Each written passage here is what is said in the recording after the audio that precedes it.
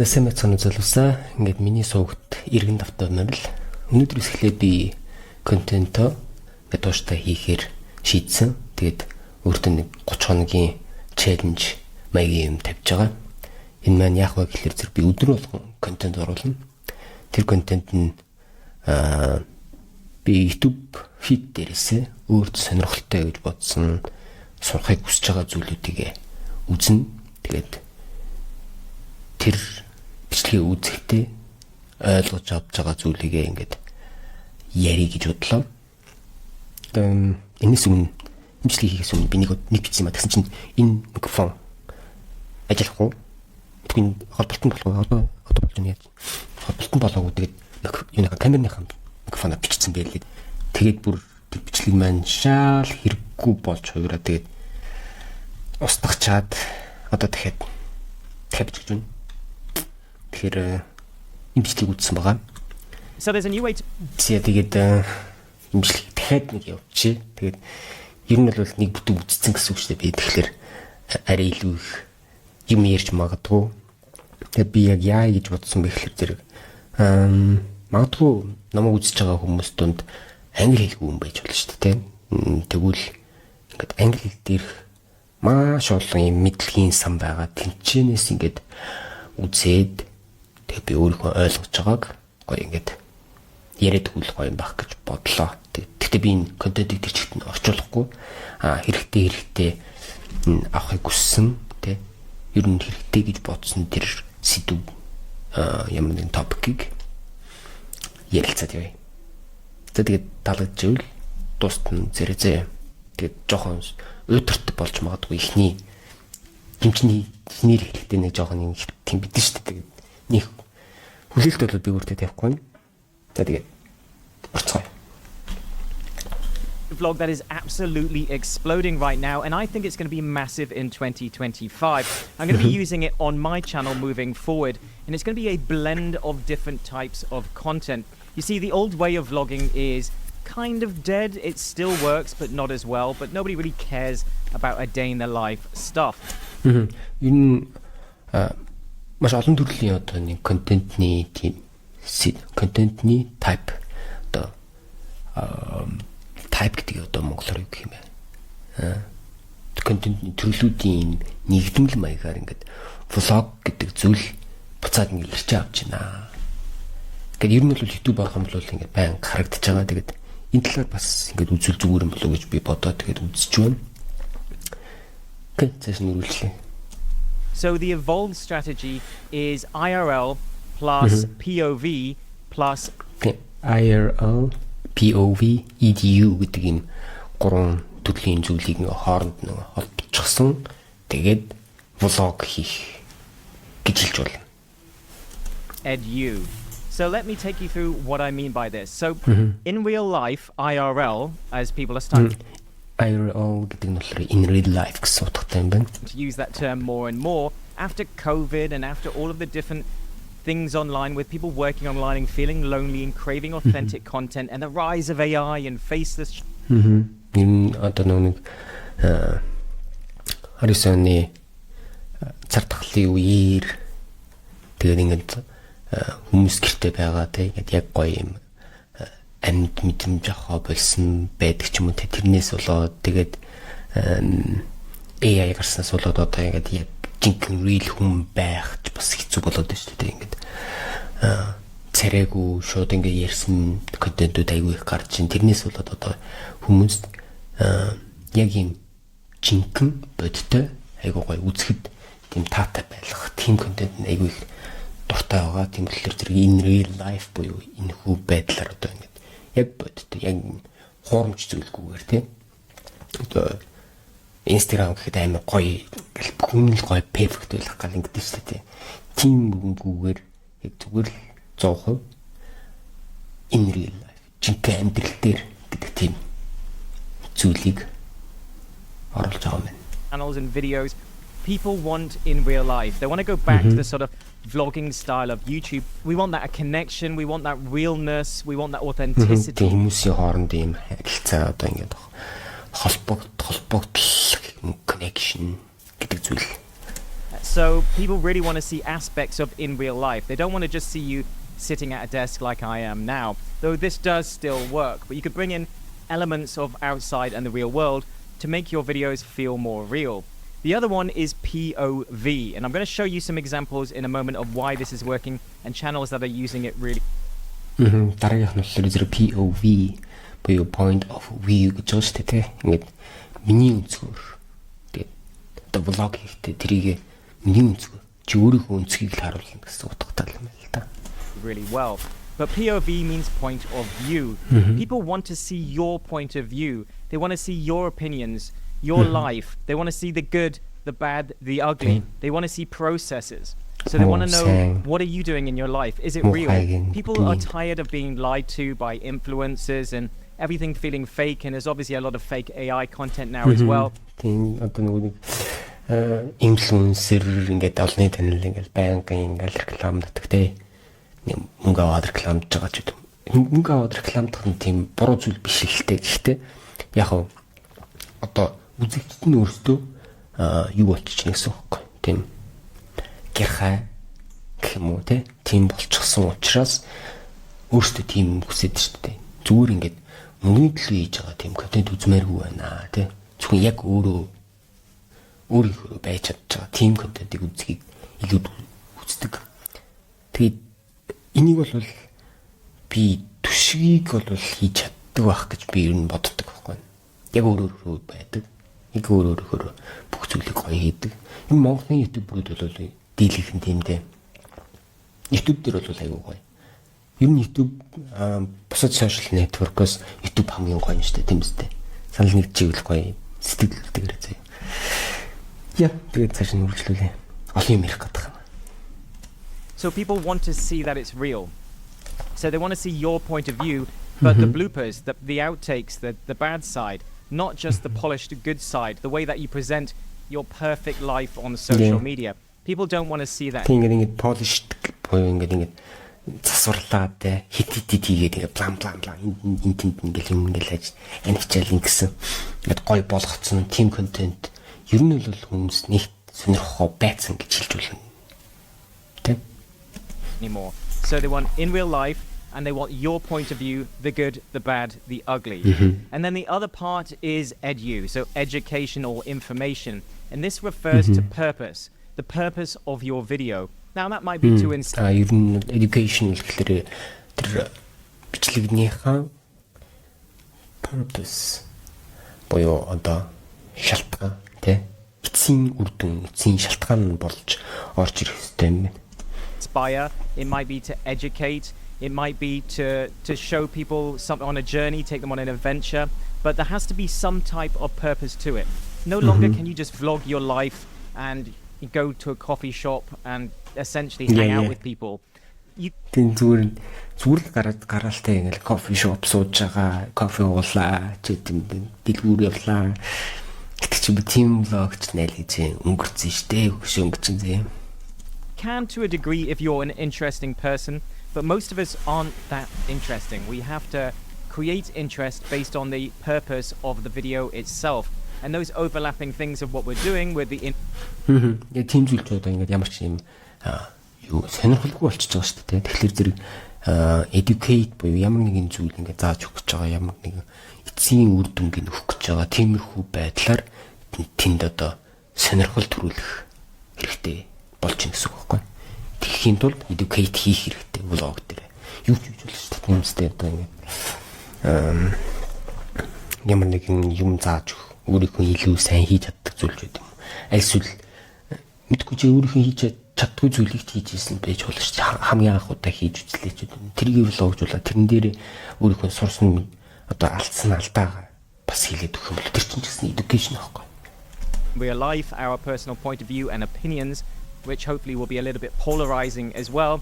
And then the educational aspect, this is where it wins. And this is where I think educators really should be, tapping into this new method. I'm obviously an online educator, so I'm going to be tapping into it more. And that's bringing education on the road. So let me explain it to you. Like when I was going to geography classes and everything else, I can't remember anything from my geography class. But why is it that I can remember when I went on a geography field trip. So when I went on a field trip to Wales, I can remember just about every detail about why certain tree types are turning the soil acidic and the pH levels of the soil and everything else. How can I retain that information? And it's because in real life and the experience and everything else makes you remember information more. It's like going on a field trip.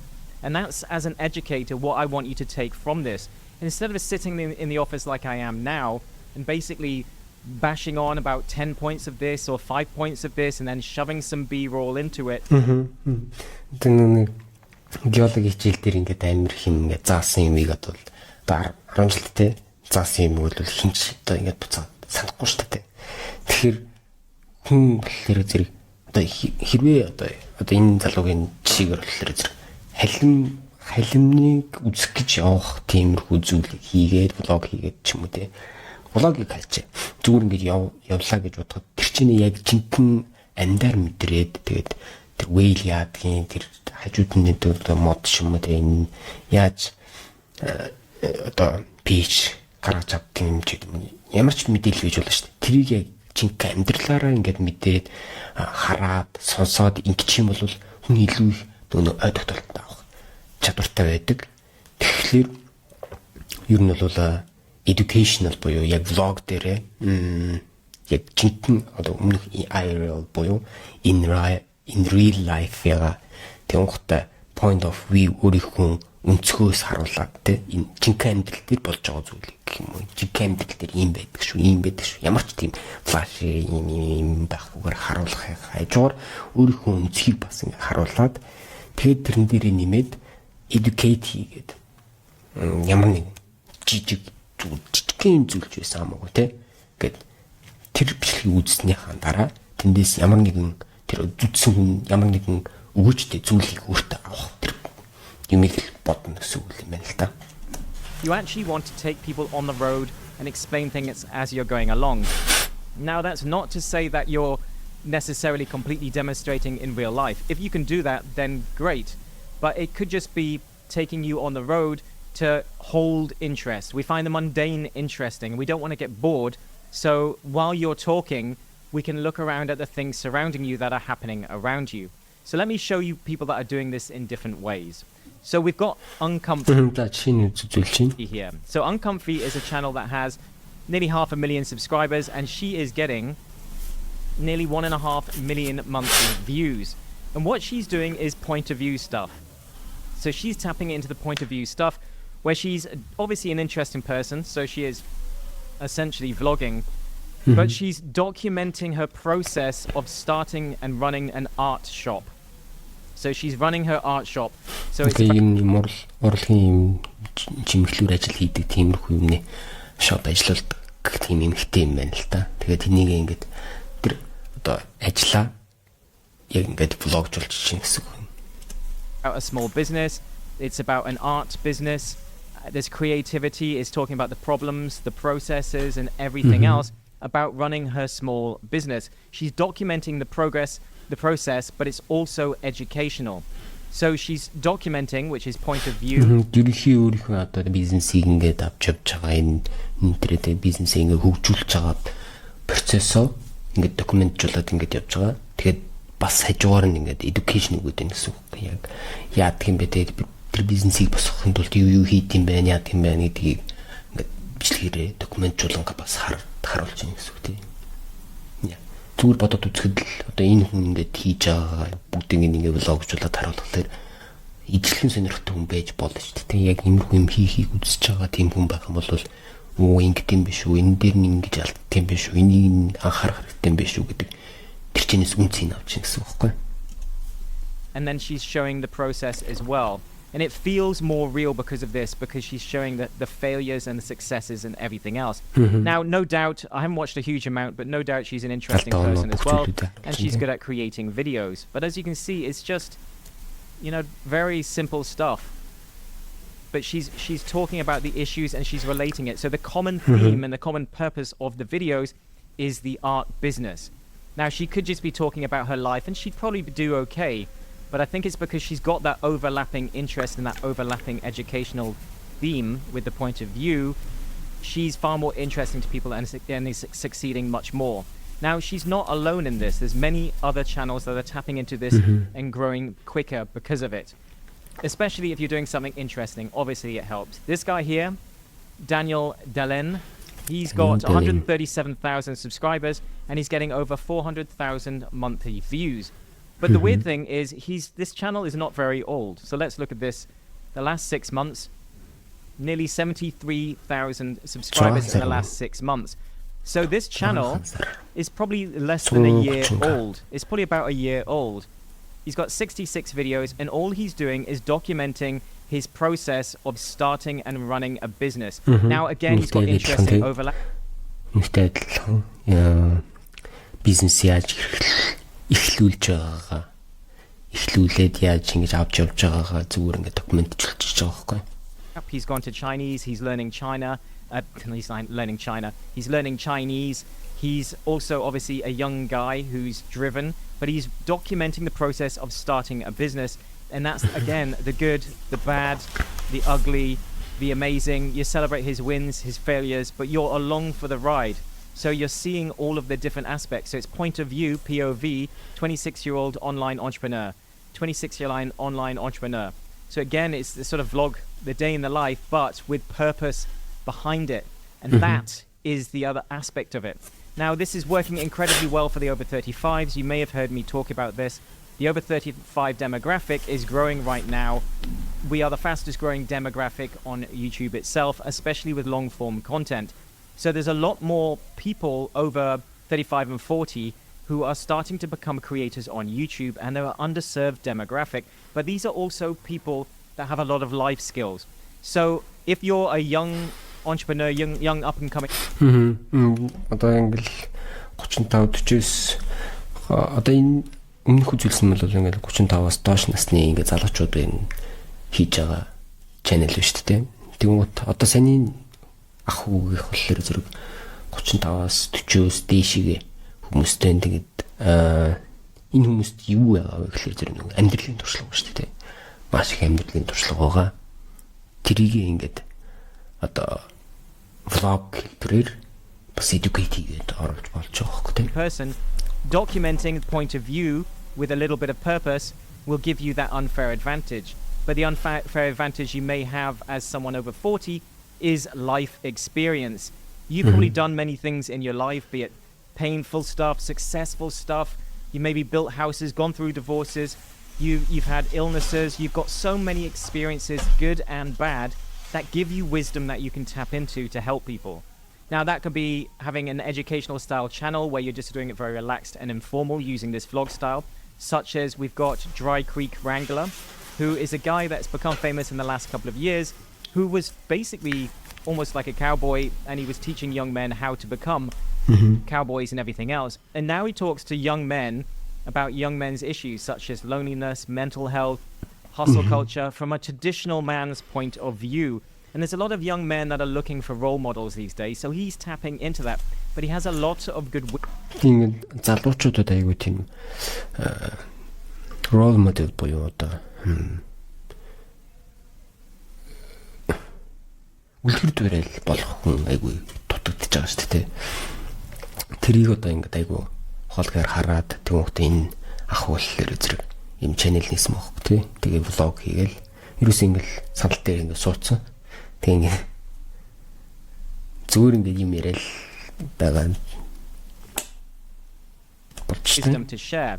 And what he's essentially doing is an interesting background. He's the location. So even if you get distracted on what he's saying, you can look around and you see that he's on a farm. There's things going by. There's often horses and other stuff going on. And then he's an interesting character to look at as well. So, but he's not moving. He's sitting here in a chair smoking a cigar.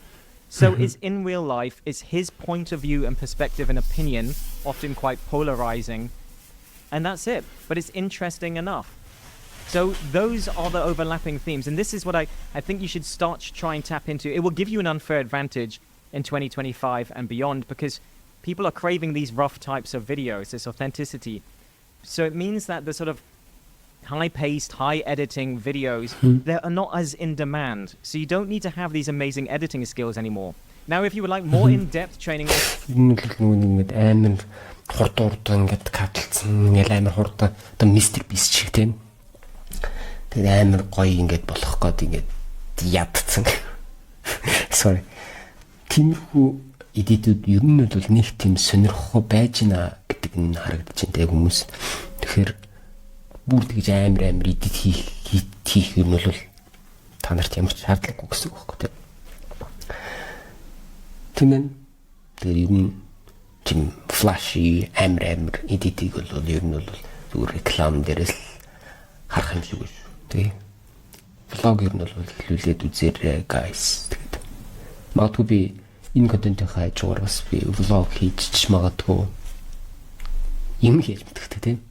Тэгээд окей, as always лайк дараарай. Би ингээд дарсан байсан. Лайк дарчлаа. Тэгээд миний бичлэг дээр ч гэсэн бас лайк дараарай. Тэгээд subscribe бас дарсан байгаа. За тэгээд маргааш иргэд уулзъя. Тэгээд энэ контент дажгүй явна гэж бодсон. Би тэгтээ хүн үзэхгүй байсан гэсэн үргэлжлүүлээд нэг хийх болно. Тэгээд ямар ч 30 оны турш ингээд 30 бичлэг хамтдаа үзэж дуусгахыг хүсэж байгаа хүн байх юм бол subscribe дараарай. Тэгээд маргааш уулзцгаая.